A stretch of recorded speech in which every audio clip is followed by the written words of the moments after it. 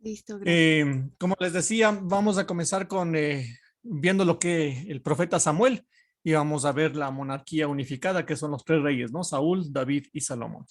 Pero antes de eso les decía el famoso resumen de la historia de la salvación que hemos visto hasta el momento y comenzábamos con el libro del Génesis, hablando de que al principio la creación, Dios lo crea todo bueno, el hombre destruye esa creación con su pecado y viene la promesa de la redención, la promesa de que el hijo de la mujer será que aplaste la cabeza de la serpiente, el nuevo Adán que aplastará la cabeza de la serpiente nacido de la nueva Eva, ¿no?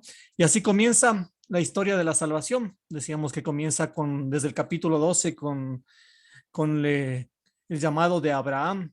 Dios escoge una persona, Abraham, de esta persona sale su hijo Isaac, de su hijo Isaac sale Jacob y los 12 hijos de Jacob, que luego el Señor le cambia por nombre a Israel, que se convertirán en el futuro las 12 tribus de Israel. Y el penúltimo de los hijos termina vendido como esclavo en Egipto, termina siendo administrador del imperio Egipto.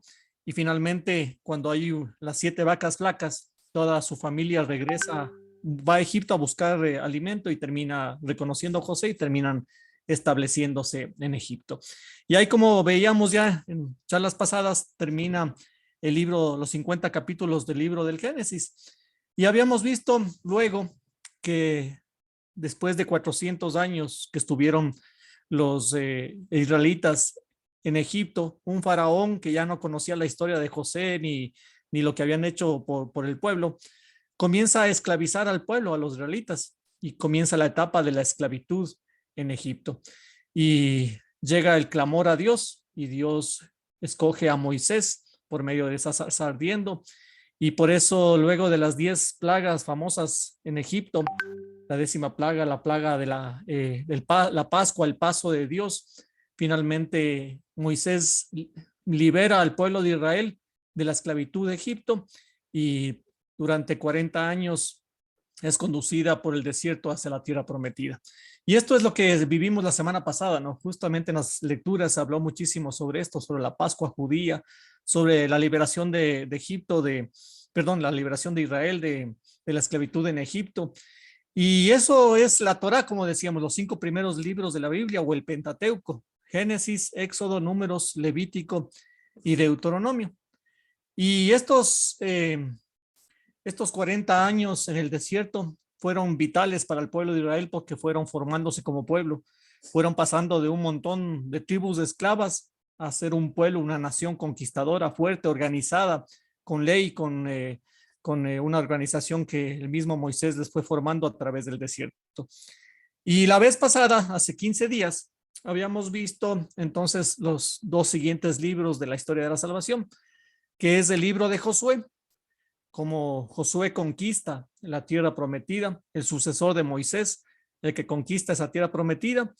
Y luego de que Josué conquista la tierra prometida, se olvidan otra vez de Dios. Hablábamos de que una vez que ya están establecidos en la tierra prometida, ya está en la zona de confort, ya están bien, el pueblo ya está pasando por una época de bonanza, entonces se olvidan de Dios y por lo tanto comienzan a caer en problemas con los vecinos que también todavía habitaban el pueblo, la tierra, el Canaán, la tierra prometida, y comienzan a tener conflictos y cada vez que tenían conflictos clamaban a Dios y Dios suscitaba un juez y veíamos esos jueces, ¿no? El libro de los jueces, cómo Dios rompe ese ciclo, olvidarse de Dios, caer en pecado, clamar a Dios por las consecuencias del pecado. Dios suscita un juez, el juez libera al pueblo de Israel de lo que habían hecho y finalmente otra vez vuelven a la normalidad y así se repetía una y otra vez ese ciclo, ¿no?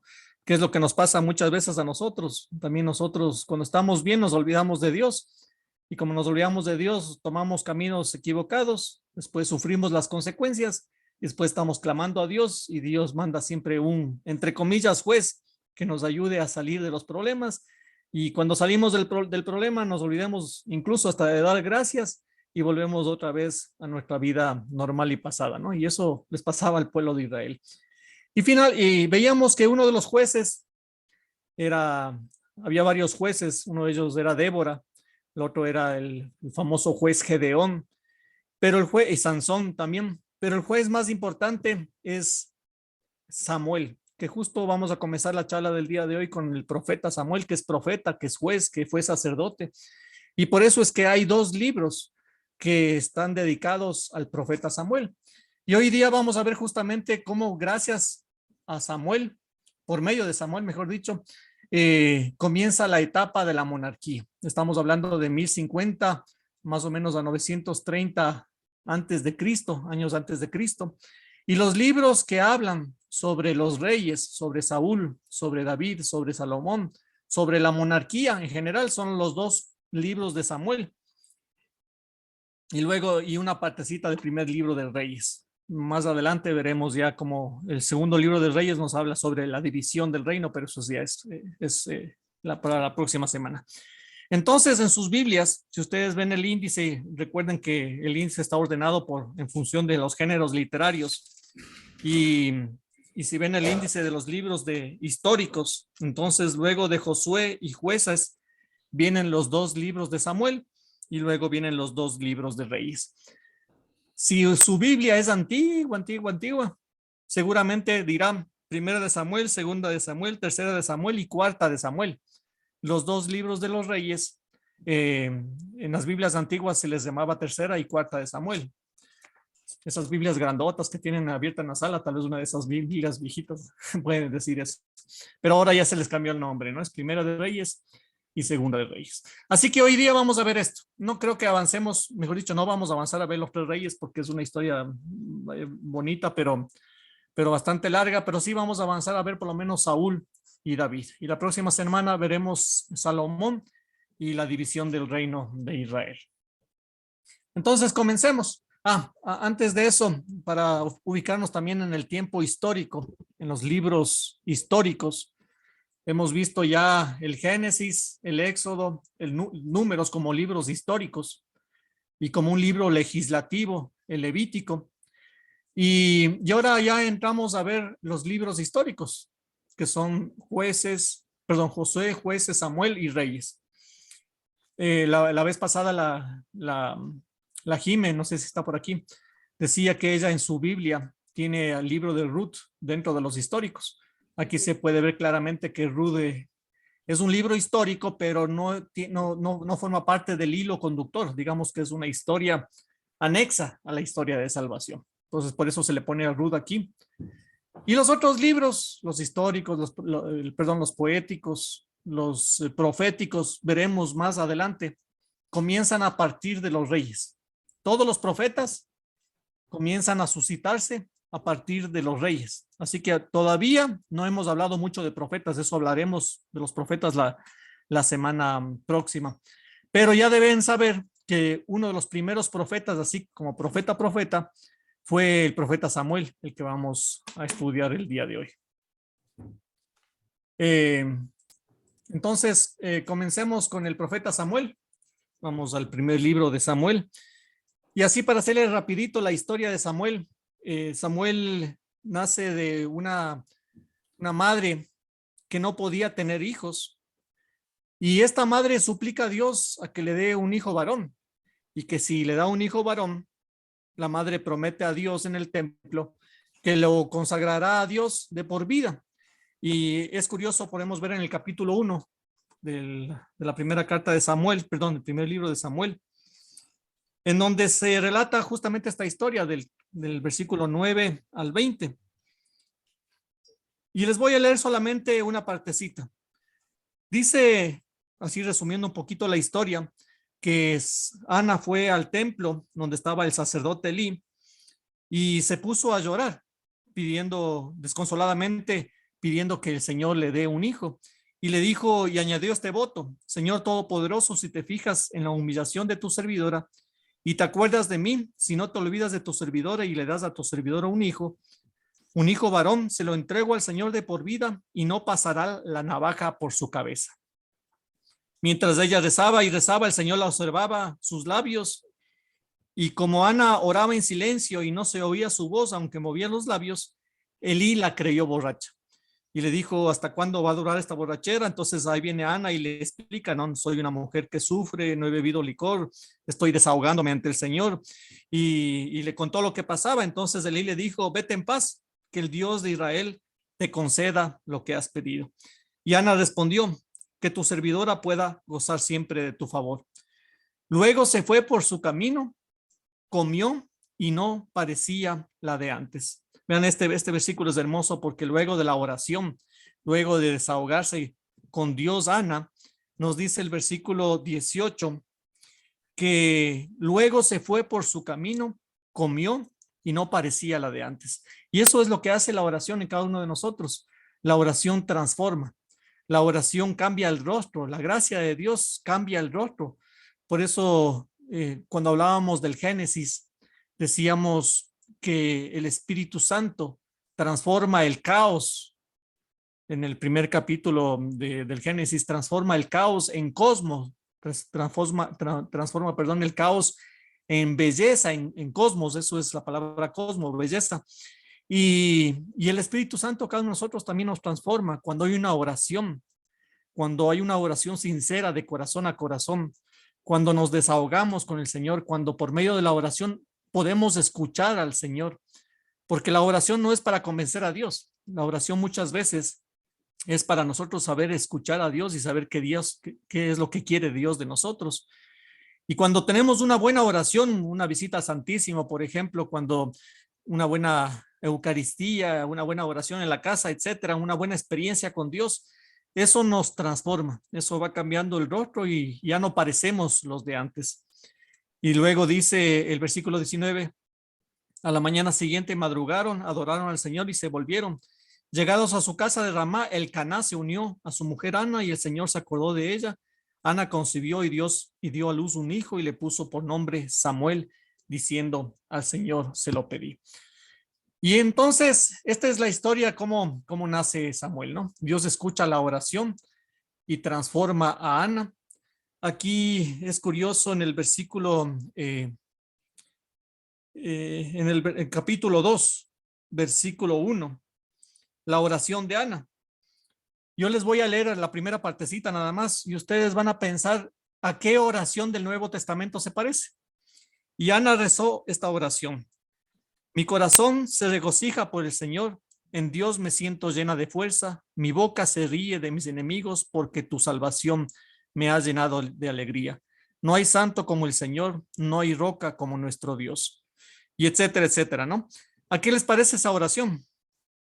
Al Magnificat, ¿no? No les escucho, perdón. Al Magnificat. Eso, Alma, gracias, Cari. Exactamente, es una oración muy parecida a la oración de la Virgen María luego de la visita a su prima Isabel, ¿no? Las dos glorifican al Señor, las dos hablan de que el favor viene del Señor y que el Señor ha hecho obras grandes, como dice el mismo Magnífica, ¿no? Entonces, así es como comienza la historia de Samuel. Samuel significa pedido a Dios y es un nazareo consagrado de por vida y se convertirá en profeta, sacerdote y juez. Es el primer profeta, sacerdote y juez, por eso es uno también de los personajes más importantes del Antiguo Testamento. ¿Qué es un nazareo? Un nazareo, según la ley del Antiguo Testamento, según la ley de Moisés, es un consagrado de por vida a Dios. Y los nazareos, curiosamente es bien parecido a la palabra nazareno, tenían que dejarse el pelo largo, no podían cortarse el pelo porque no podía pasar navaja por ellos. No podían beber ningún licor y no podían obviamente tener ninguna mujer. Eso eran los nazareos, los consagrados de por vida. Y curiosamente, Jesús es un nazareno y nazareo. Jesús también es un consagrado, igual que Samuel, a tener eso que se pedía en el Antiguo Testamento, ¿no? Por eso es que a mí se cree que Jesús tuvo el pelo largo. Yo no sé, a veces hay representaciones de Jesús con el pelo corto. Y no puede tener el pelo corto por dos circunstancias principales. La primera es porque sabemos que era un nazareo, un consagrado a Dios. Y la segunda, porque era pobre. Y en ese tiempo no es como ahora que cualquiera puede irse al peluquero para hacerse el pelo.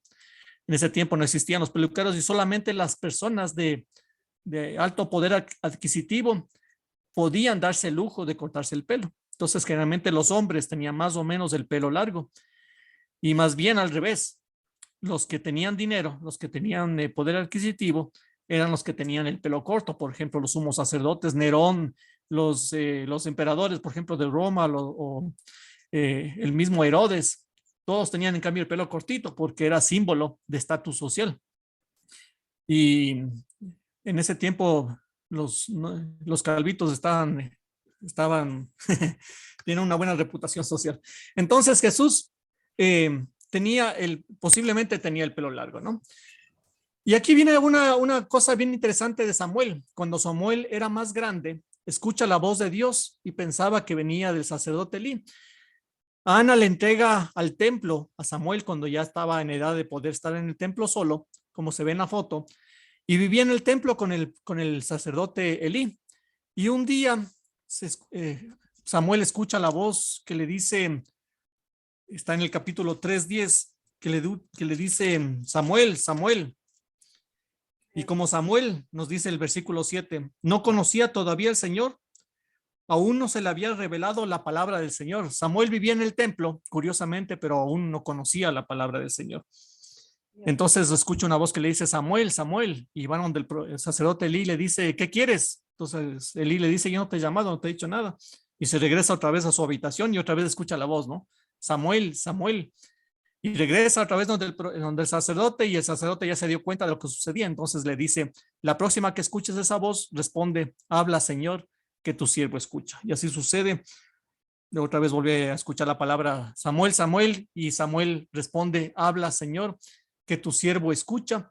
Y a partir de ahí, Dios le manifiesta todo lo que iba a suceder con los hijos de Elí, del sacerdote Elí, las consecuencias que iba a tener para él, etcétera. Le empieza a dar una revelación, ¿no?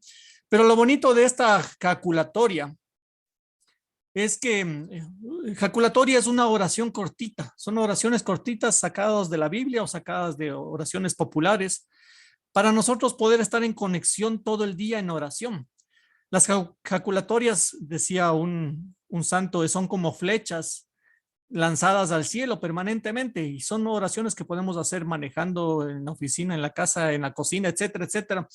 Podemos estar repitiendo ciertas jaculatorias y eso nos van conectando a Dios y eso tiene una fuerza bastante fuerte en el día a día. Por ejemplo, una jaculatoria que es muy común es Sagrado Corazón de Jesús, en ti confío, Jesús, en ti confío. Pero hay jaculatorias, a mí me gustan más las que son sacadas de la Biblia, ¿no? Por ejemplo, esto puede ser una jaculatoria para nosotros, cada que vayamos a leer la palabra de Dios, cada que vayamos a misa o cada que necesitemos una respuesta del Señor. Repetir varias veces esta jaculatoria. Habla, Señor, que tu siervo escucha. Habla, Señor, que tu sierva escucha. Y eso se va grabando en el corazón y eso es como una forma de oración que nosotros podemos tener durante todo el día, ¿no? No sé si alguien conoce alguna jaculatoria más que podamos aprender nosotros. Yo no sé si ustedes le conocieron al padre Manolo, que murió ya hace algunos años. Él cada que uno se iba a confesar, era párroco de la Santa Clara de Millán, ahí casi en el centro. Y él cada que uno se iba a confesar, mandaba a comprar ese centenario, era como un rosario de 100 bolitas. Y mandaba unas oraciones, unas jaculatorias para rezar. Entonces había que repetir, por ejemplo, 300 veces, Señor Jesús, tú eres mi paz, quiero tu paz, necesito tu paz, dame tu paz. Así 300 veces. Y en realidad que repitiendo 300 veces con ese denario, uno comenzaba a sentir la paz, ¿no? No sé si alguien de ustedes se acuerda de una jaculatoria o repita alguna jaculatoria que tiene de confianza.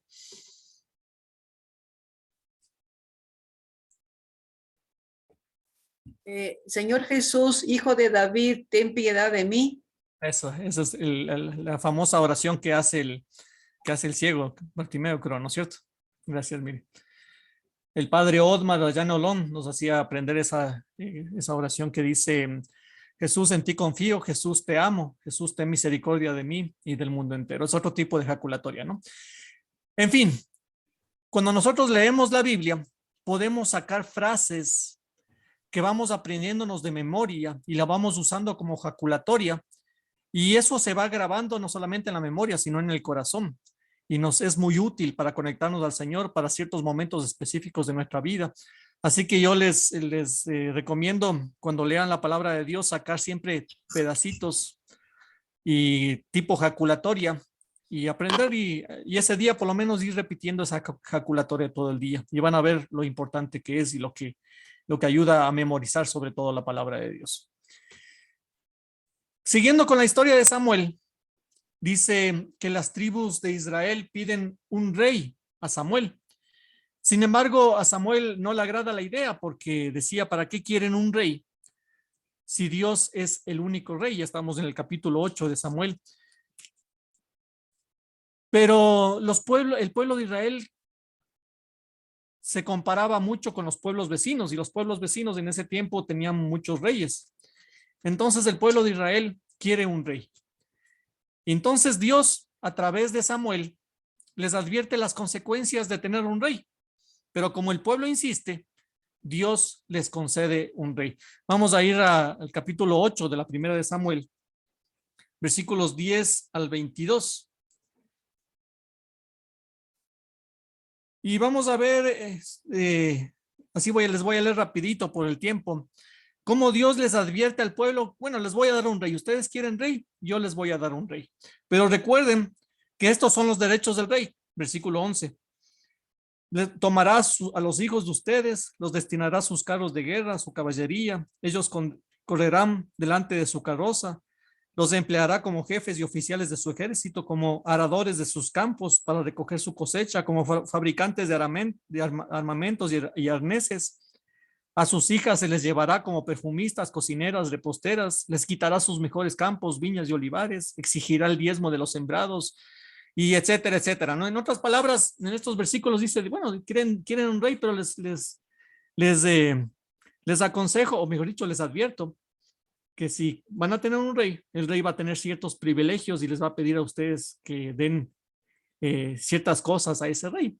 Y aún así, el pueblo quiso tener un rey. Entonces Dios les concede un rey. Y haciendo un paréntesis pequeñito, ¿qué significa rey para el Antiguo Testamento? La palabra rey en el Antiguo Testamento es Melech. Y rey básicamente es el ungido. ¿Por qué es el ungido, el rey de Israel? Porque los reyes son escogidos por Dios y les da la vocación a través del Espíritu Santo por la unción para que rija a su pueblo. Entonces, los reyes en el Antiguo Testamento, los reyes de Israel, eran escogidos por Dios, ungidos con aceite por Dios, para que dirijan, para que administren, para que hagan la voluntad de Dios. Y Dios a través de ese rey iba gobernando a su pueblo. Esa es la idea básicamente del rey. Pero vamos a ver que no todos los reyes cumplieron con su vocación, con su cometido, ¿no? Y es muy bonito entender esto porque a cada rey, vamos a ver cómo en el caso de Saúl, el primer rey, y después David y Salomón también, son ungidos con aceite. No tanto como se ve ahí en la imagen, con un frasquito se le pone en la cabeza, no, generalmente eran ungidos de pies a cabeza, eran ungidos completamente de aceite. Y este es un símbolo bonito, un signo bonito. ¿Por qué el aceite? Porque el aceite es el único líquido que puede penetrar las cosas sólidas. Si ustedes ponen, por ejemplo, una piedra en un recipiente de agua, luego de un tiempo la piedra está mojada por afuera, pero si parten la piedra verán que por adentro sigue seca. Pero si ponen una piedra en un recipiente de aceite y en el mismo tiempo parten la piedra, el aceite ha penetrado a la piedra. El aceite tiene esa capacidad de penetración. Por eso, no sé si a ustedes les ha pasado que se les ha regado aceite en la alfombra de la casa o en el o en el asiento del auto. Y esa mancha no sale de por vida. Así se quedará para siempre porque el aceite es fuertísimo, penetra, ¿no? Entonces, ¿qué significa el aceite? El aceite significa el Espíritu Santo que va penetrando hasta lo más profundo del ser. Y por eso, ya volviendo al tema del Nuevo Testamento, cuando nosotros nos bautizan, por ejemplo, nos ungen con ese aceite como símbolo de que el Espíritu Santo está entrando en nosotros, como entra el aceite en la piedra. Cuando hay la confirmación, también nos ungen con ese aceite. Cuando hay la unción de los enfermos, nos ungen con ese aceite. Que dicho sea de paso, ese aceite se les da a todos los sacerdotes el Jueves Santo en la misa crismal, por eso se llama misa del aceite, el crisma, que se reúnen todos los sacerdotes con su obispo en la mañana del jueves, el Jueves Santo.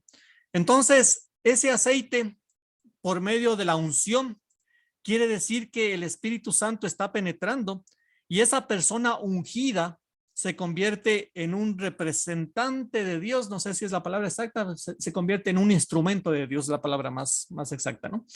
Para que Dios a través de esa persona vaya dirigiendo, gobernando y vaya haciendo lo que Dios quiere. Ahora aquí viene lo interesante. La palabra ungido en hebreo es la palabra Mesías. Y la palabra ungido en griego es la palabra Cristo. Entonces, cuando uno dice Jesús Cristo, quiere estar diciendo Jesús el Mesías, o también se puede decir Jesús el ungido. Si ven la importancia de la palabra unción, y unción tiene que ver con el rey, tiene que ver con el rey que es ungido. Por eso que Jesucristo es el rey ungido por medio del Espíritu Santo para ser nuestro rey. Pero bueno, eso hablaremos al final de este curso, cuando ya lleguemos al Nuevo Testamento. Lo que quería hacerles caer en cuenta es justamente este juego de palabras. Mesías en hebreo es lo mismo que ungido en español y es lo mismo que Cristo en griego. Entonces se le podría decir tranquilamente a Jesús, Jesús Cristo, Jesús el ungido o Jesús el Mesías. Aquí una querida amiga que está aquí algún día, hace tiempos, me preguntó, ¿cuántos nombres mismo tiene Jesús? Yeshua, Jesús, Jesús el Cristo, Cristo. Y es el mismo nombre, sino en diferentes idiomas nada más, ¿no? Jesús, el nombre en español, Yeshua es el nombre en hebreo. Y Cristo no es el crucifijo, eso es algo que también hay que aclarar, porque mucha gente confunde Cristo con el crucifijo. Entonces dice, ve, mira un Cristo, y la gente piensa inconscientemente de que es el crucifijo. Pero ustedes ya saben que Cristo significa ungido, Cristo significa el Mesías, ¿no? Esto es importante cuando ya vamos a ver el tema del rey David, sobre todo, y cuando veamos, obviamente, cuando lleguemos ya a la plenitud de los tiempos con Jesús. Volviendo otra vez entonces a Samuel, Saúl es escogido como el primer rey de Israel. Dice el primer libro de Samuel, capítulo 9, que era un joven de bella presencia, además que sobrepasaba a todo el mundo en estatura, era grande. Y Dios escoge a Saúl. Saúl es ungido por el profeta Samuel. Y curiosamente, para variar, mejor dicho, Saúl también se excusa. Saúl no quiere ser rey. Saúl quiere salir corriendo, es más, se esconde. Se esconde, no me acuerdo dónde se escondió, pero se esconde para no ser ungido. Finalmente cede a la voluntad de Dios y es ungido como el primer rey de Israel. Por medio del profeta Samuel, ¿no? Saúl inició con el favor de Dios. El problema de Saúl es que con el tiempo se le fue subiendo el poder a la cabeza, como sucede muy a menudo en nuestro país y en el mundo entero. Por eso dicen que los líderes son como los pañales de los niños. Hay que cambiarles cada cierto tiempo por obvias razones. Cuando está mucho tiempo en el poder, se comienza a subir el poder a la cabeza, y eso es bíblico, se podría decir. Así como les decía la vez pasada, ¿no? Cuando vemos la historia de la salvación, vemos que es la historia que nos sucede a nosotros, no solamente a nosotros como personas, sino a nosotros como país, como familias. Todo lo que sucede en la historia de salvación sucede todavía hoy día, se repite. Por eso, como decían en El Patrón del Mal, en la serie de Pablo Escobar, decía, el que no conoce su historia está condenado a repetirla. Si nosotros conocemos la historia de la salvación, que es nuestra historia, ya en la historia de la salvación vemos que cuando uno no es humilde en el poder, por lo tanto el poder puede llevar a creerse más de lo que en realidad es, ¿no? Y por eso es que fue desobediente, comenzó ya a hacer lo que le daba la gana. Esto lo apartó ya de Yahvé, de Dios.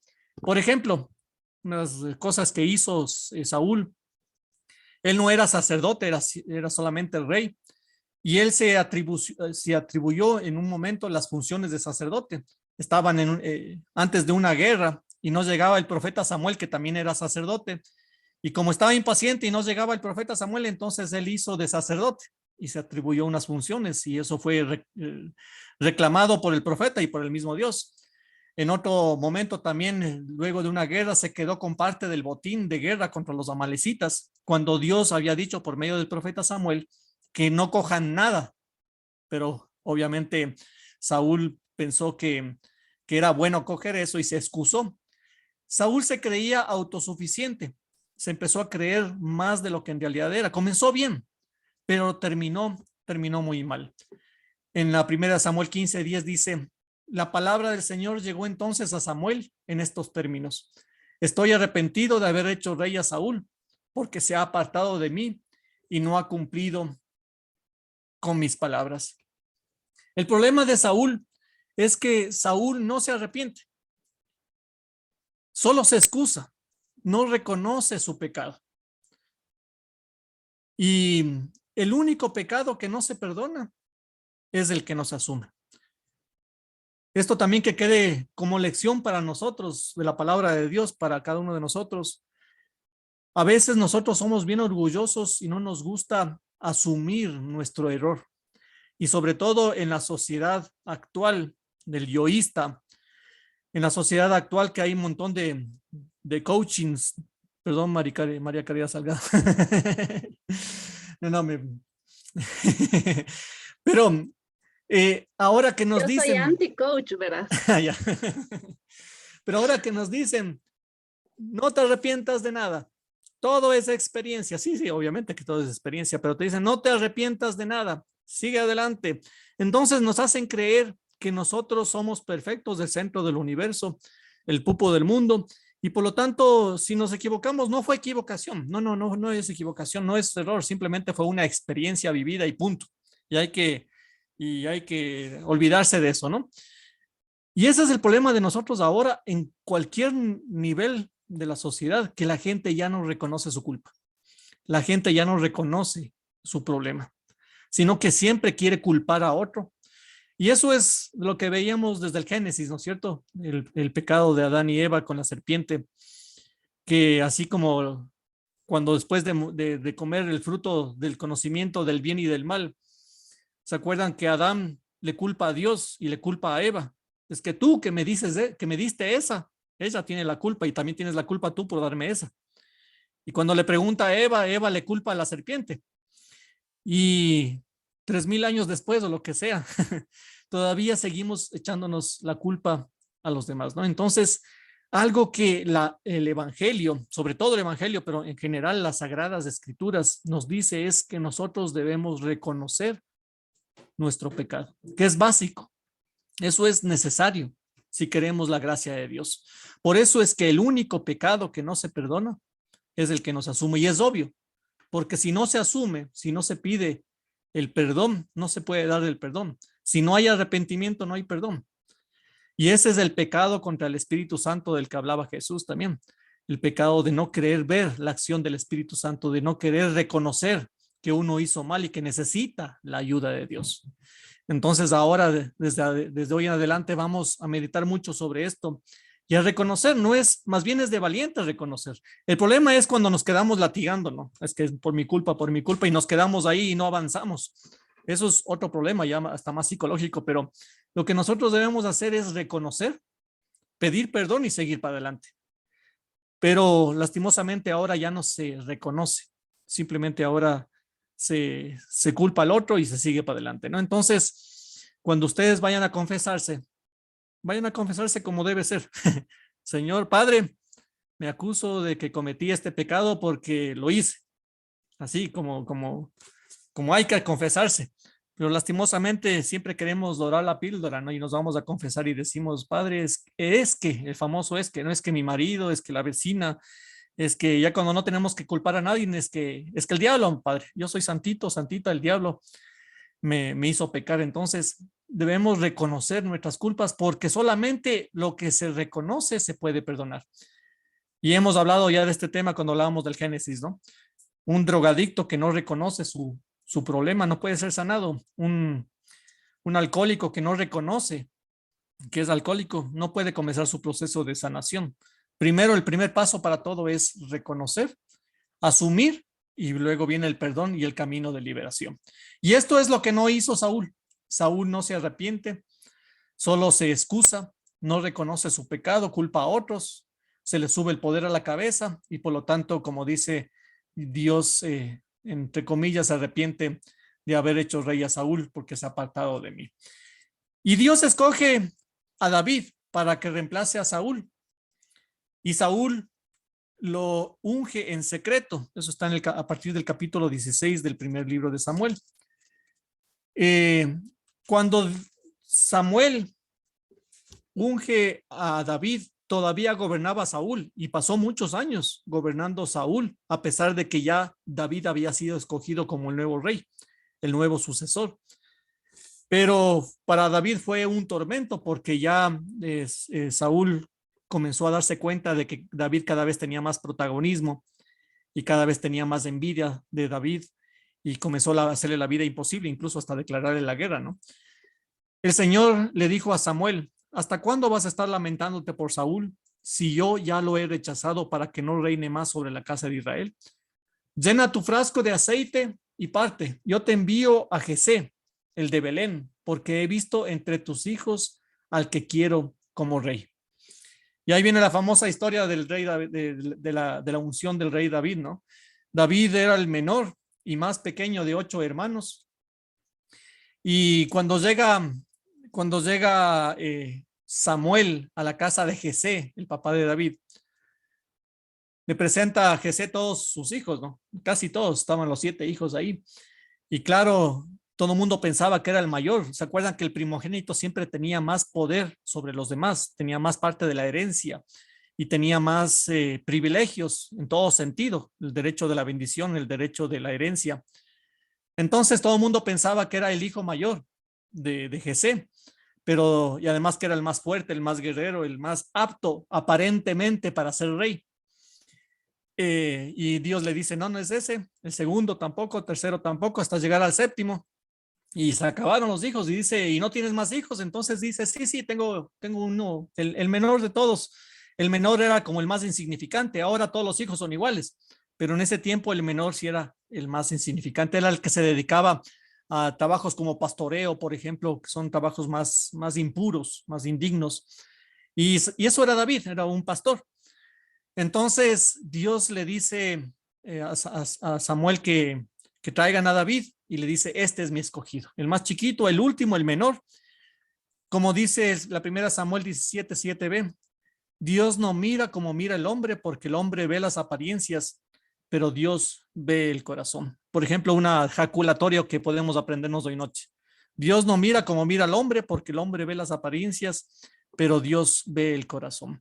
Y esa jaculatoria cuando lo aprendemos se nos queda grabado en el corazón y cualquier momento sale a la memoria cuando necesitamos la ayuda del Espíritu Santo. Y así es consagrado entonces David, ungido David como nuevo rey de Israel. Pero como les digo, todavía seguía gobernando Saúl. A diferencia de Saúl, como podemos ver, David es de la casa de la tribu de Judá. Saúl era benjamita, de la tribu de Benjamín. Ahora Dios escoge al rey David, que es de la tribu de Judá, es judío. Y esto va a ser un dato muy importante, porque de aquí comienza ya la dinastía de David, la descendencia de David. David es judío y Jesús es un descendiente de David. Por lo tanto, de ahí viene ya la promesa de Dios de que vendrá un descendiente de David, que será el nuevo rey David, que lo veremos más adelante. Pero simplemente por aclarar que Saúl era de la tribu de Benjamín, mientras que David es de la tribu de Judá. Haciendo un paréntesis también, Saulo de Tarso. Saulo de Tarso también es de la tribu de Benjamín y por eso se llama Saulo, en honor al rey Saúl. Cierro paréntesis también como dato curioso por si les preguntan a la entrada al cielo, ¿no? Entonces, esto es la historia de David. Y así para pasarle rapidito las dos historias. ¿Qué decir sobre Saúl? Saúl es escogido por Dios para ser el primer rey de Israel, el más alto, el más fuerte, parecía el más preparado, pero el poder se le subió a la cabeza, se creyó autosuficiente y desobedeció a Dios. No se arrepintió de sus faltas, sino que siempre se excusaba. Se apartó de Dios y por lo tanto dice la palabra que le comenzó a atormentar un espíritu malo, y solamente cuando David tocaba el arpa, ese espíritu le dejaba y estaba en paz. Cuando David mató a Goliat en esa famosa escena de que David va al campo de batalla y estaba Goliat ahí gritando en contra del Dios de Israel, y David se pone furioso porque dice: nadie que hable mal del Dios de Israel puede quedar en pie, y por lo tanto él se ofrece para luchar contra Goliat y le ponen, es más, la armadura de Saúl y le quedaba grandota. Entonces David se saca la armadura y simplemente coge su honda y las piedras y finalmente le mata a Saúl, perdón, a Goliat. Pregunta de examen: ¿cómo le mató David a Goliat? ¿Con qué? Con una onda. Una buena onda. Con una piedra y una onda, ¿no fue? Reprobada. Con fe, por la fe que Sí, además de tenía. con fe, ¿no? Con fe, con una buena onda, con una piedra, pero finalmente cuando David le mata a Goliat es con una espada, porque la piedra no le mató. La piedra golpeó Eso la no cabeza y le sabía. tumbó nada más. Y después cogió la espada del mismo Goliat y con esa misma espada le mató. Por eso pregunta, por si acaso les preguntes a Pedro ahí en la entrada del cielo, ¿no? Puta, yo ya no entré con todo lo que vamos, ¿no? Y entonces cuando volvieron de esa batalla de que David mató a Goliat, la gente empezó a gritar, le empezó a dar alabanzas y gloria a David por ser lo que era, por haber matado a Goliat, al gigante Goliat. Y eso le empezó a dar celos y envidia a Saúl y comenzó a enfermarse de celos, de envidia, y por eso empezó a perseguirle a David y le quiso matar y mandó incluso a sus ejércitos a perseguir a David. Y David tuvo que escapar de la muerte un montón de veces.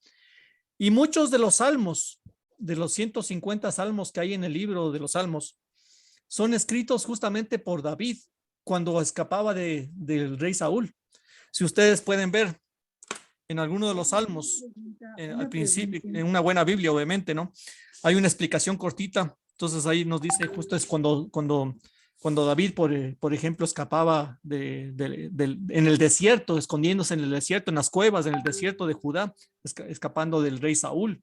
Y ahí escribe esos salmos como de lamento, como de pedir ayuda al Señor. Tú eres mi refugio, tú eres mi fortaleza, tú eres mi roca, ayúdame, que me persiguen mis enemigos. Hay algunos salmos de ese estilo, ¿no? Que escribe David justamente escapando del rey Saúl. Y no escuchó los consejos de su hijo. El hijo de Saúl era muy amigo de David y estaba en contra de que le persiga a David, pero no escuchaba a nadie.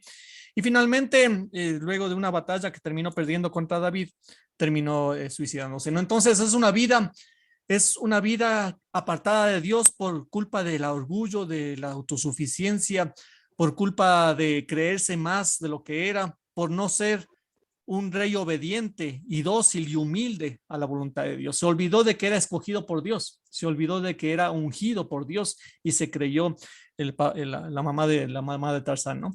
Por eso les digo, esto se repite no solo en nuestro país, no se repite en el mundo entero, porque muchas veces estamos viviendo además de eso. Este famoso Putin, ¿cuántos años va en el poder? Más de 10 años, y cada vez se cree más todopoderosos, cada vez se creen con más poder para hacer muchas cosas, ¿no? ¿Y qué decir sobre David? Un rey completamente diferente a Saúl. David era escogido también por Dios para ser rey, a diferencia de Saúl pequeño, pastor de ovejas. El oficio de pastor de ovejas era uno de los oficios más despreciables. En los tiempos de Jesús, el pastor de ovejas no solo que era despreciable, sino que era impuro, porque trabajaba con animales sucios y por lo tanto era impuro ante la ley de Moisés, no como los fariseos bien vestidos y lavaditos y perfumados. El pastor era impuro. Y David era pastor de ovejas, humilde, y fue siempre humilde a pesar de las alabanzas que le hacían cuando venció a Goliat. Les decía que hay un canto que dice: Saúl mató a 10, pero David mató a 1000, y así cantaba la gente por las calles, ¿no? Entonces, a pesar de eso, siguió siendo humilde. Era, entre comillas, temeroso de Dios. Le pongo entre comillas porque no es que tenía miedo a Dios, sino que temeroso de Dios significa respetuoso de Dios. Esa significa más la palabra temor de Dios, es más respeto a Dios, ¿no? Reverencia a Dios. Cuando pecó muchas veces, David no fue perfecto. Y el famoso pecado de David, ¿se acuerdan con la famosa Betsabé, que estaba en su palacio? En vez de estar haciendo algo, se puso a ver por ahí qué pasaba y se enamoró de una vecina que se llamaba Betsabé y terminó acostándose con ella y terminó embarazándola. Y finalmente, para no quedar mal, mandó a traer a su esposo, que era Urías, un soldado, para que se acueste con ella. Pero el soldado, como era tan fiel a sus súbditos, se quedó durmiendo fuera de la casa, porque decía: si mis soldados están durmiendo en el campo de batalla, ¿cómo yo voy a dormir bajo techo? Y finalmente le puso como carne de cañón para que le maten, y le mataron a Urías. Y tuvo que venir el profeta Samuel a reclamarle el pecado a David. Eso es un pasaje muy lindo que podríamos tener una charla entera sobre el tema del pecado de David, porque Saúl le dice a David, Samuel le dice a David, le dice: ¿qué pensarías tú si es que tiene un rico que tiene miles de ovejas, que tiene mucha plata, y al lado vive un vecino que solamente tiene una ovejita, y este rico va y mata a la única ovejita que tenía? Entonces David se levanta en cólera y dice: no, es que hay que matar a ese rico porque ese rico ha hecho una injusticia. Entonces Samuel le dice: tú acabas de hacer eso. Tú acabas de matar a lo único que tenía esa mujer, etcétera, etcétera, ¿no? La diferencia entre David y Saúl es que Saúl no reconocía los pecados, no se arrepentía por sus faltas, pero David sí. David se da cuenta de lo que ha hecho y se viste de sayal, se pone en ayuno, se pone ceniza en la cabeza, comienza a suplicar el perdón de Dios. Es más, escribe el famoso Salmo 51, que es también para que ustedes lo recen o lo lean en momentos antes de la confesión, por ejemplo, momentos en que uno se siente culpable. Y es el salmo que David compone justamente luego de su adulterio, ¿no? Misericordia, Dios mío, por tu bondad, por tu inmensa compasión, borra mi culpa, lava del todo mi delito, limpia mi pecado. Ese salmo es un salmo, una belleza de salmo, porque como dice el mismo David: yo reconozco mi culpa, tengo siempre presente mi pecado. Contra ti, Señor, contra ti pequé, cometí la maldad que aborreces. En la sentencia tendrás razón, en el juicio brillará tu rectitud. Mira que en la culpa nací, pecador me concibió mi madre. Y así comienza David a pedir perdón por su pecado y a decirle que reconoce su culpa, que tiene presente su pecado y que aparte, que Dios aparte el pecado de su vista, ¿no? Entonces, no es el problema de si somos pecadores o no, porque todos somos pecadores. El problema es si reconocemos que somos pecadores o no. El problema es si nos creemos buenos o no. Y les voy a decir algo que para el cristianismo es muy importante. Y les voy a decir algo que ojalá les haga reflexionar. Pero como dice el mismo Jesús: ¿por qué me llamas maestro bueno si solamente Dios es bueno? Debemos recordar que nadie es bueno. Esa frase de los buenos somos más es una mentira, porque si los buenos fuéramos más, entonces este país no estaría como está en este momento. El creerse bueno el creerse superior a los demás, el creerse que uno no hace nada malo y que el problema es de los otros, los pecadores, los impuros, los ladrones, los políticos. Ese es un grave problema que Jesús combatió toda su vida. Ese es un fariseísmo. Eso se llama el fariseísmo y vamos a ver más adelante al final de este curso cómo el fariseísmo es el creerse bueno, el creerse superior, el creerse que porque cumplo, porque pago mis impuestos, porque hago esto, hay un fariseísmo religioso de creerse bueno porque uno cumple con la ley de Dios y se cree más santo que el resto, pero también hay un fariseísmo político, cultural, social, en donde uno también se cree superior a los demás porque yo sí estudié, porque yo soy culto, porque yo monto bicicleta, porque yo, etcétera, etcétera, etcétera, ¿no? Por eso es que nosotros debemos siempre recordar esa famosa parábola del trigo y la cizaña. Cuando Jesús dice que el sembrador sembró trigo y vino el enemigo y sembró cizaña y querían cortar la cizaña y Jesús, perdón, y el dueño de la cosecha dice, no, no, no, dejen que la cizaña y el trigo crezcan y cuando comience a dar frutos sabremos cuál es la cizaña, que la cizaña no da frutos, y cuál es el trigo, y ahí sí cortaremos y separaremos la cizaña del trigo. Y cada que leemos esa parábola, tenemos la tentación de pensar de que nosotros somos el trigo y que los otros son la cizaña. Pero lo que en realidad dice esa parábola es que cada uno de nosotros hay trigo y cizaña. Que nosotros somos de trigo, somos buenos, sí, en una parte sí, pero también somos cizaña, también somos diablitos. Y mientras más reconozcamos eso, más podemos dejar que el Señor vaya sanando y vaya cortando la cizaña en nuestro corazón.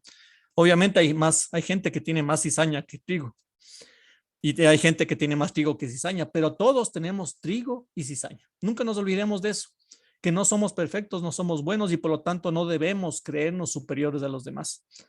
Si somos buenos, deberíamos ser buenos para todo. Eso incluye no pasarse un semáforo en rojo o no hacer tercera fila para virar a la derecha. Nos quejamos del tráfico, nos quejamos de la corrupción, pero en las cosas pequeñitas del día al día somos también corruptos. Tal vez no a un nivel gigante como los políticos, pero sí en el día a día, ¿no? Entonces, ¿por qué les digo esto? No para latigarnos ni para sentirnos inferiores, no, no, nada de eso, sino justo por lo que hablábamos hace un momento, porque nosotros debemos ser humildes en el sentido de que reconocemos de que no somos perfectos, de que también nos equivocamos. Y cuando reconocemos eso, tenemos más empatía con los demás, porque los demás sabemos que también se equivocan, que no son perfectos y podemos también tolerar más a las personas como nosotros, que tienen incluso a veces más defectos y más problemas. Y eso es la humildad. La humildad es saber que Dios actúa en nosotros, que somos vasijas de barro en medio de que contenemos la gracia de Dios, pero somos de barro. En nosotros vive Dios, pero seguimos siendo de barro, somos frágiles. Y por lo tanto eso nos lleva a la humildad y la humildad es reconocer que Dios, que el poderoso ha hecho obras grandes en nosotros, que su nombre es santo, que toda la gloria es de Él, que nada es por nosotros y también reconocernos de que nosotros podemos caer, de hecho caemos, pecamos y muchas veces no somos buenos, ¿no? Entonces, cierro el paréntesis y vuelvo al tema de David. Perdonó a su enemigo, el rey Saúl, y no lo mató en 2 ocasiones pudiendo hacerlo. Hubo 2 ocasiones en donde Saúl le tuvo ahí, una vez dormido en una cueva. Es más, le quitó la espada, le robó la espada y le dejó como una notita diciendo, desde la colina le gritaba, aquí está tu espada, Saúl. No te maté porque eres el rey. Yo no puedo matar al rey de mi nación. Y en otra ocasión más también tuvo la oportunidad de David matar a Saúl y no lo hizo porque era el ungido que estaba gobernando todavía, ¿no? No tuvo afán de venganza ni devolvió mal por mal. Es más, cuando murió Saúl, David lloró y cuando murió el hijo Absalón, que era su hijo, el hijo de Saúl, también lloró, era un enemigo de David. En otras palabras, David fue el rey por excelencia. El rey que para los judíos es uno de los hombres más importantes, no solo para judíos, sino también para cristianos. Y hay una promesa de que el Mesías debería ser descendiente del rey David, de la tribu de Judá, que veremos más adelante. Entonces, el rey David es el rey por excelencia, el rey que llevó a Israel a su máxima exponente, el rey que conquistó, el rey que llevó a los límites más grandes que ha tenido Israel en toda su historia incluso. ¿Y qué hizo David en su reinado? Lo primero que les decía, expandir y consolidar el reino de Israel. Este es el mapa de Israel, aquí está la tierra de Canaán, aquí está el mar muerto, el mar de Galilea. Con David, Israel llegó a tener límites incluso hasta con el río Éufrates y abajo con el Sinaí, con Egipto. ¿Se acuerdan la promesa que Dios le hacía a Abraham? Y le decían, mira, te daré esta tierra que pisan tus pies, desde el mar grande hasta más allá del río Jordán y desde el río Éufrates hasta el Nilo. Y con David se cumple esta promesa. Con David se cumple la promesa de la tierra, de tener todo este territorio. Aquí se puede ver un poquito, incluso hasta más. Lo que es rojo fuerte es el territorio de Israel y lo que es más cafecito es los territorios y estados vasallos que tenían su propio rey, pero eran vasallos al rey David. Con David se cumple plenamente la promesa de Dios de darle la tierra a Abraham y a su descendencia, como veíamos en el Génesis 15:18, ¿no? Entonces, la primera gran cosa de David es expandir y consolidar el reino. La segunda gran cosa de David en su reinado es establecerse en Jerusalén como capital del reino. Aquí, como cosa curiosa, ya estamos en el segundo libro de Samuel, capítulo 5, pero es que no hay otra forma de avanzar, pero ya vamos al segundo libro de Samuel, que nos cuenta de la historia de David principalmente. Y con David comienza Jerusalén a ser la capital del imperio, o la capital, sí, del reino, mejor dicho. Hasta David, Jerusalén no existía, o sí existía, pero era la ciudad de los jebuseos, por eso se llamaba Jerusalén, la ciudad de los jebuseos, que también significa ciudad de paz. Recién como con David conquista Jerusalén y la declara la capital de los israelitas, ¿no? Jerusalén está en la tribu de Benjamín, entre el límite entre Judá y Benjamín, digámoslo así, que luego será solamente, todo eso será la tribu solamente de Judá. Y finalmente, bueno, y Jerusalén, que significa Yerú, casa, y Shalem, o Shalom, paz, que es la ciudad sagrada para las tres religiones, por eso hay tanto conflicto. Curiosamente se llama la ciudad de paz, ¿no? Pero es la ciudad que más conflicto tiene, porque es la ciudad sagrada para los judíos, la capital de los israelitas, ciudad sagrada para los musulmanes. Ahí está ¿cómo se llama? El templo de la mezquita de la Roca, donde se cree que Mahoma ascendió a los cielos desde la mezquita de la Roca. Y también es sagrada para los cristianos porque ahí fue en donde Jesús entregó su vida para resucitar por nosotros, ¿no? Entonces, por eso hasta el día de hoy Jerusalén, y será siempre una ciudad de conflicto, porque es una ciudad que tanto cristianos como judíos y islamitas, musulmanes la quieren. Y a propósito, escuché una noticia hoy día que Putin había reclamado ya una iglesia en Jerusalén, una iglesia que está bajo el dominio de los ortodoxos, pero dice que ahora quiere esa iglesia para Rusia, entonces no sé qué pasará. Un tema de última hora. Y finalmente la tercera cosa es trasladar el Arca de la Alianza a la capital Jerusalén. ¿Se acuerdan del Arca de la Alianza, no es cierto? El arca que estuvo durante todo el desierto, de que le hacían en el desierto ¿cómo se llama? Donde le ponían el arca ahí con el velo y finalmente cuando conquistaron la tierra prometida, el Arca de la Alianza quedó en una casita, en una ciudad, no me acuerdo el nombre de la ciudad en este momento, pero que la gente se olvidó también un poco del Arca de la Alianza. Pero cuando David conquistó Jerusalén y la convirtió en la capital del reino de Israel, lo primero que hizo es trasladar el Arca de la Alianza desde este pueblo, llevada como una procesión. Y cuando David comenzó a dirigir la procesión, comenzó a llenarse del Espíritu Santo y comenzó a desnudarse.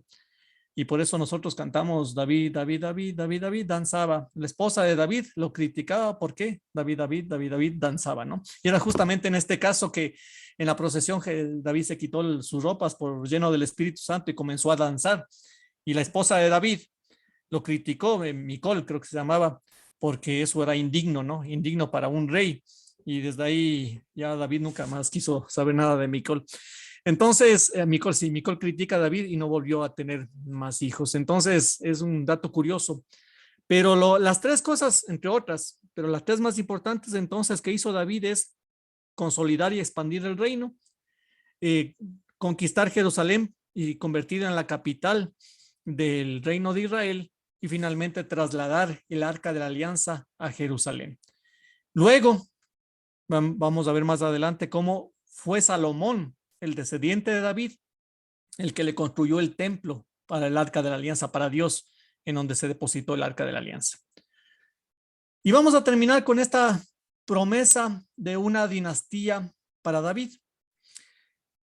El capítulo 7 de la segunda de Samuel es muy importante. Yo sí quisiera que ustedes lo tengan y lo subrayen. Y si no les gusta subrayar, pongan un post-it ahí que digan capítulo importante para la historia de la salvación.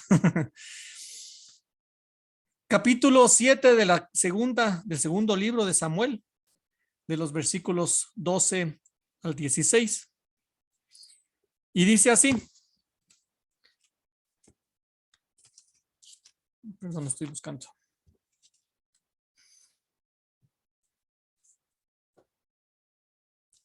Bueno, dice, aquí está más resumido, pero dice así en todo caso. Cuando hayas llegado al término de tu vida, le dice Dios a David, y descanses con tus antepasados, estableceré después de ti a un descendiente tuyo, nacido de tus entrañas, y consolidaré tu reino. Estaba hablando de Salomón. Él edificará un templo en mi honor, y yo lo consolidaré su trono real para siempre. Yo seré para él un padre y él será para mí un hijo. Si se tuerce, lo corregiré con varas y golpes como lo hacen los hombres. Pero no le retiraré mi lealtad como se la retiré a Saúl, al que aparté de mi presencia. Y a partir del versículo 16 es el importante, ¿no? Tu casa y tu reino durarán para siempre en mi presencia. Tu trono permanecerá para siempre. Como dice aquí en la lámina, en cambio, tu descendencia y tu reino estarán presentes ante mí y tu reino no tendrá fin. No sé si ustedes se acuerdan de estas palabritas. Estas palabritas que Dios promete a David una dinastía real o una casa real de donde saldrá el que será una bendición para todas las naciones por siempre. ¿Se acuerdan del anuncio del ángel a María? Capítulo 2 de Lucas. Cuando el ángel anuncia a María, ¿qué le dice?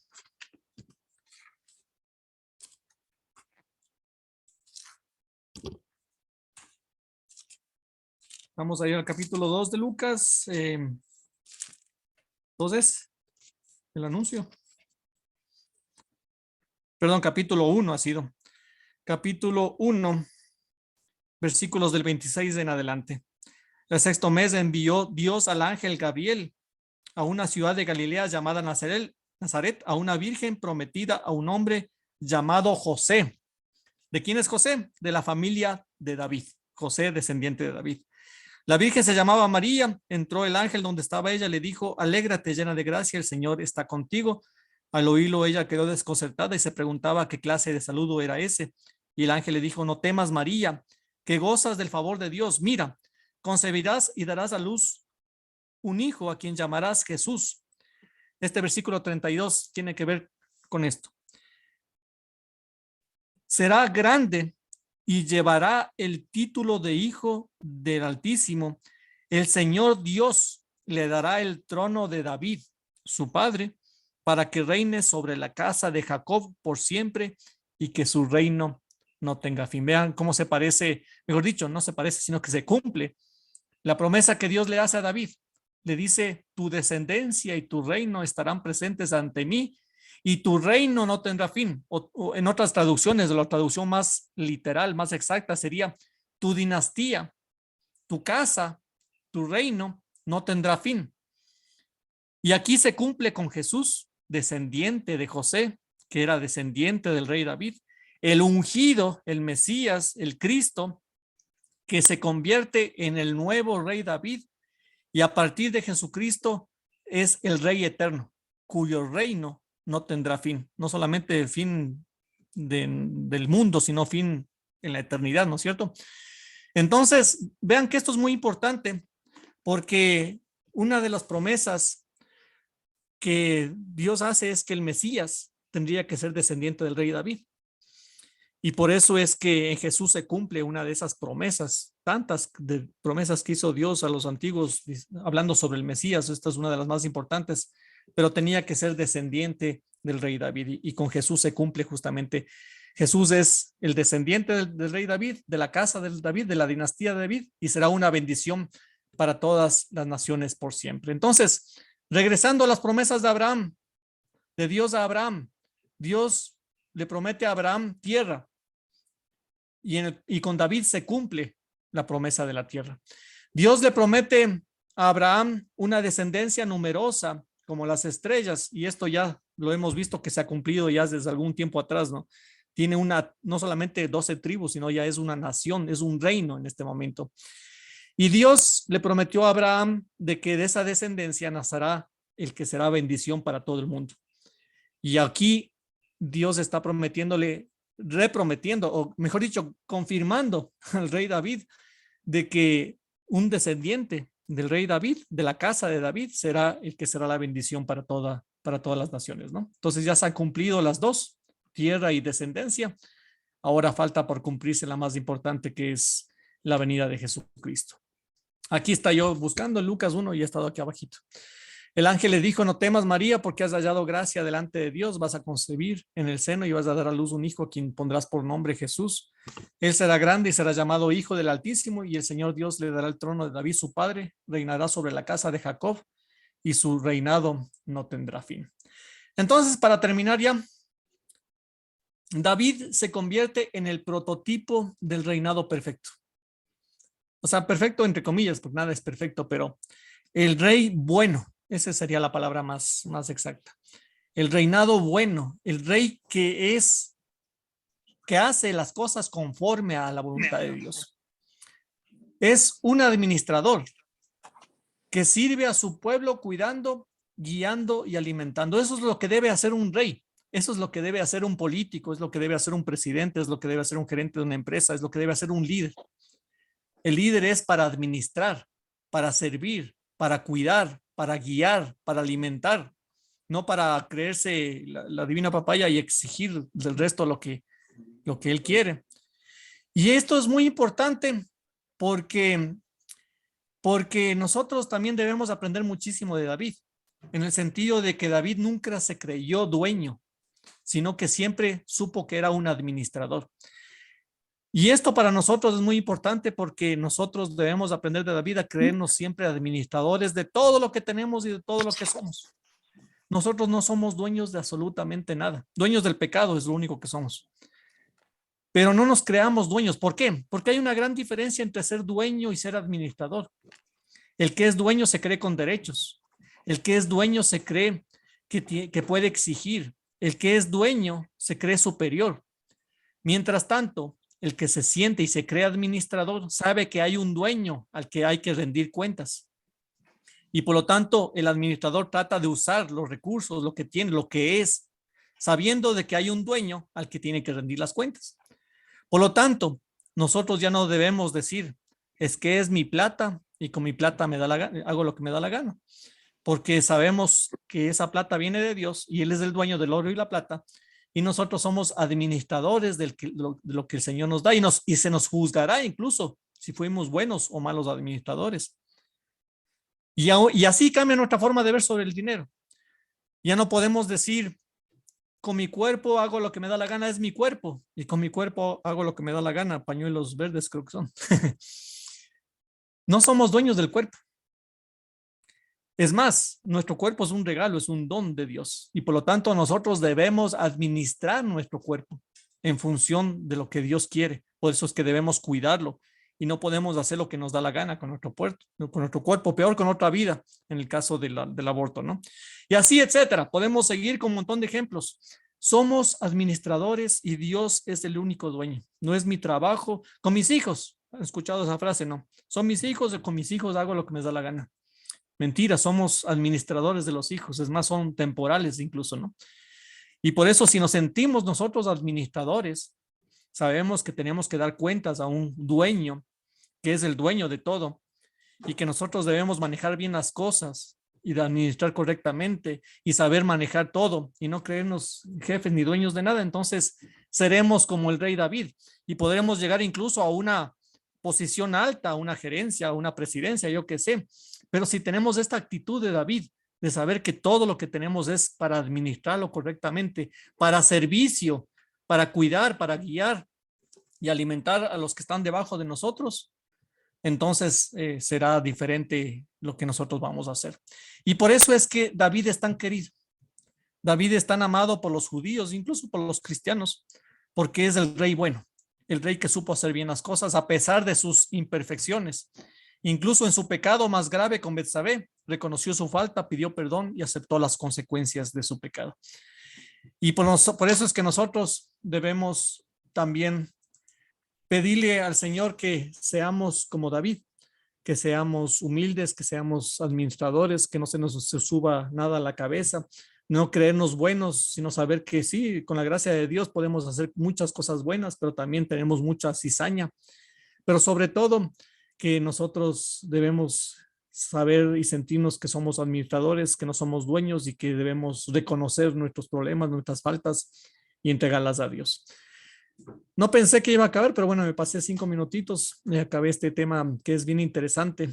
Es una lástima pasar toda la vida de David, dos libros de Samuel prácticamente en una horita, pero bueno, así son las cosas. Luego ya podremos ir profundizando un poquito más de estos temas. Así que, queridos hermanos, no sé si tienen alguna pregunta. Yo ya me siento un poquito más respaldado con lo que el Vicente está aquí. Ya está el Vicente, está Juan Diego. Ya somos 3 hombres, Vicente. Ya estamos haciendo patria. ¿Me escuchas, Freddy? Sí, Rina, te escucho. Sí, quería yo preguntar algo. Cuando Saúl lucha con Goliat, ya era rey. David, perdón. Sí, ya era rey, pero estaba en secreto todavía. Solo lo sabía Samuel y Dios y la familia de Jesé, pero David fue ungido en secreto para ser el sucesor de Saúl. Y por eso es que David terminó trabajando como empleado de Saúl. Después de eso fue a la casa real, digámoslo así, para trabajar con Saúl. Y por eso Saúl, cuando se ponía de mal genio por sus espíritus, David tocaba el arpa y por eso Saúl se calmaba y por eso al principio Saúl le quería a David, pero ya David ya era consagrado rey. O sea, en ese momento hubo ¿cómo se llama? No es que un virato, sino hubo hubo 2 poderes, pero claro, el uno era consagrado en secreto y el otro era todavía rey. Hasta que muera Saúl, David no podía ejercer su reinado, ¿no? Una vez que murió Saúl, y ahí sí, ya fue hecho público, digamos, la consagración de David. Ya, gracias. Y entonces la próxima semana veremos ya al sucesor de David, que es Salomón. Y vamos a ver que vamos también a cambiar un poquito la idea de Salomón, porque Salomón es considerado como demasiado sabio. Y al principio, igual que Saúl, fue bien sabio, pero como tampoco aprendió de la historia, se le subió también a la cabeza y terminó haciendo lo que Dios no aprobaba, y ya vamos a ver la próxima semana eso. Entonces vamos a terminar entonces, si no tienen ninguna pregunta, comentario, con una pequeña oración, pidiéndole al Señor que nos dé la gracia, sobre todo de imitar al rey David, de reconocer la historia en nuestra vida y de que esta escritura, de que es lo que hemos aprendido hoy día, también se haga vida en nosotros, que es lo más importante. Si no, se quedaría simplemente como una historia muerta, sino reconocer que la palabra de Dios es viva, actual y actuante. En nombre del Padre y del Hijo y del Espíritu Santo. Amén.